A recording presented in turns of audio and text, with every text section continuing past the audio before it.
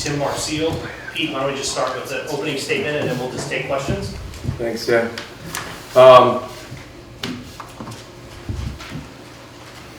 Great way to kick off the NCAA tournament for us, but more importantly, I think finish the season on Homewood with a big victory and send these seniors off with a really special memory, I think, for their last game on Homewood. Is this something you emphasized this week? Mm-hmm. Absolutely. Questions? Pete, the connectiveness on offense there in the all day, but particularly in that stretch, I think it was 11 out of those 15 goals were assisted. Just how pleased were you, and just how well do you think that bodes for you moving forward? You know, I mean, I think it's always going to help you moving forward when you're playing unselfish and sharing the ball. But I thought it was really a sign of progress through the day, because I thought that first quarter wasn't. I don't think it was going great for us. You know, and we were down 3-2. It wasn't catastrophic, but you could see the sense of selflessness when we started really moving the ball differently. And then, you know, we had one, 3-on-2, and all three attackmen could have shot it, and they all passed it until we got, that layup on the backside. And I thought that was really indicative of the mentality to just keep looking for a better opportunity, better shot, and do what we could to finish the play. So I was proud of that. For any of you guys up there, what's the key to this offense? I'd say pace and space. Coach Crawley emphasizes both, and I think when we have good spacing and we're playing with high energy and we're all dodging our matchups, I think we can do some damage. Matt, how do you describe the matchup today? We knew that they had two really good guys coming in, and they had a good unit. So we put a big emphasis on first stopping their breaks, and then also we knew there was going to be a lot of ground balls for the wings. So just playing really as a unit. So I thought Holly and Mazzone did amazing, and then obviously TD and Sauce came in and did well as well. So really playing as a unit and not trying to make it an individual battle. And your goal was part of that moment when you turned a game that was tied after the first quarter into a game that was in control. What did it feel like from a juice standpoint? I mean, I was just happy to kind of get it going, and that's really a team goal. Like, you don't really see it unless you really watch face-offs. You don't understand how much of like a unit it is in terms of Holly on the wing running this guy off, so I have an opportunity to get in, and then really the attack unit too. If they need it, they'll call for it, and not calling for it and let me take a shot. So it seems like an individual goal, but it's really a team goal and a unit goal.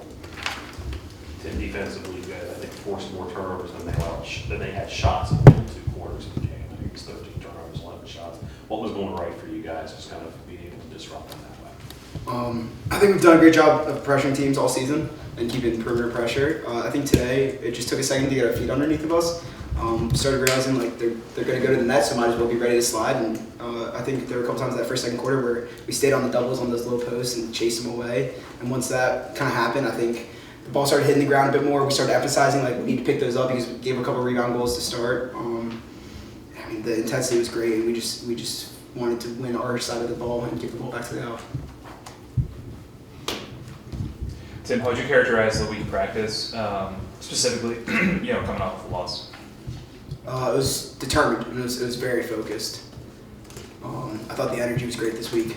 I thought there was a lot of accountability from top to bottom depth chart. The seniors calling out freshmen and freshmen calling out seniors. I think it was a team effort to drive us to this point, and it was a team effort that got us here, and it's a team effort that's putting us in Annapolis next week. Giving an opportunity for ending your season at Homewood, how special is it for the seniors and the freshmen to get an opportunity to play in an NCAA tournament game? I think, as far as the guys sitting up here, Matt's the only one that's played in an NCAA game prior to this. I know Garrett has as well, Mazzone has, so does Luke Crusherall, a few guys have. But it was just a great opportunity. I mean, I say it with Russ every day. We're just living the dream. We're both kids watching Hopkins growing up, and now we're here. I can't wait for next weekend. Pete, to kind of build up what Tim just said about the number of guys that have played in the tournament game on this roster, not a huge number. How happy were you with the poise overall, even if that first quarter maybe wasn't picture perfect?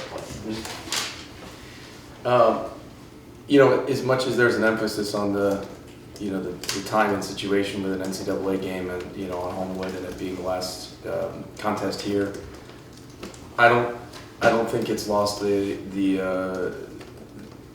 challenges that we've faced so far this year and what that's done to build this team. You know, we've had some really tough days. We've had some highs and some lows, and some of that is, you know, going up and down in games. And I think that, you know, teaches the guys a lot, that, you know, there's a battle-tested quality there where, you know, maybe that poise starts to come through, because, you know, we could be down 3-2 in the first quarter and it might feel like it's you know, a hyped up environment or it's really intense, but I don't think it felt that out of ordinary for these guys. I don't want to do anything, I'm not saying it disrespectfully to Bryant, because they're a very good team, but you know, we've been down 3-2 probably in 90% of the games we've played this year, so I don't know if it really rattled anybody. And I think that poise just kind of shines through from the way the guys compete and the way they push each other every day in practice, and some of the tough games that we've had to endure throughout this year.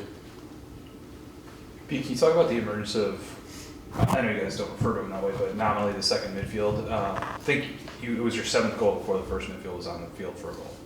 I actually, Coach Crawley mentioned that to me in the middle of the first quarter, that, or excuse me, the middle of the second quarter, where we had just quite a bit of contribution from that first, or from that, I mean, the white midfield is blue and white, but they kind of they bounce back and forth. Sometimes the white midfield starts, sometimes the blue. I don't really think it's a first or a second. It's really just getting those guys playing well together. But yeah, it was I don't want to say it was unique, but it was great to get that contribution from one of those groups.